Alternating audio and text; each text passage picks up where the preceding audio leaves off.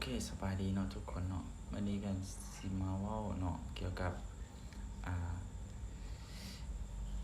แผนที่จะอนาคตเนาะเกิดขึ้นก็คือตั้งแต่ปี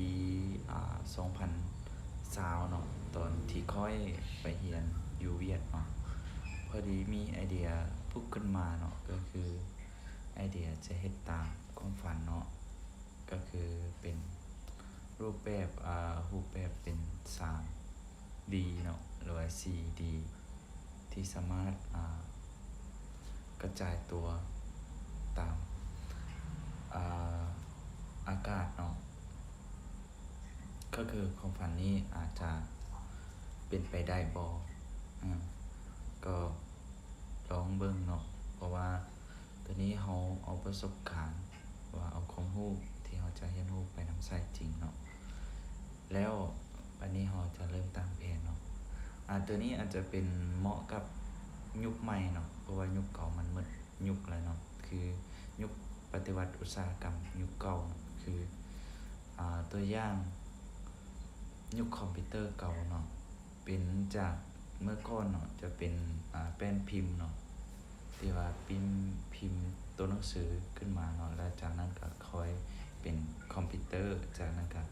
ไปได้เป็นโทรศัพท์มาฮอดปัจจุบันเนาะแล้วในระบบนั้นมันจะมีหน้าตาก็คือตัวเว็บไซต์หรือว่ากระดานเนาะเกินกระดานหรือว่าหน้าเจียเนาะหน้าเจียแหละให้มีรูปร่างรูปหน้าตามีลายลักษณ์อักษรคักแน่นก็คือเป็นกระดานหน้าเจียแต่ว่าสิ่งที่ค่อยจะเว้าก็คือเขาจะจีกระบบเก่าเลย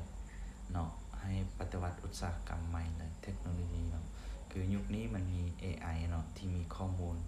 ครบถ้วนเนาะเราสามารถซอกข้อมูลอยู่บนใดก็ได้จากโลกใบนี้เนาะหรือว่ามีข้อมูลเท็จข้อมูลจริงเนาะมันมีหลายเนาะแล้วเขาจะเอาข้อมูลตัวนี้ไปประยุกต์ใช้เนาะซึ่งข้อมูลนั้นมันจะมีหลากหลายเนาะเอาประยุกต์ใช้เบิ่งว่ามันจะได้ผลบ่ที่เขาจะเฮ็ดเนาะลงมือถ้าผู้ใดสนอยากรู้เติมเนาะคอมเมนต์มาเพิ่มก็ได้เนาะว่า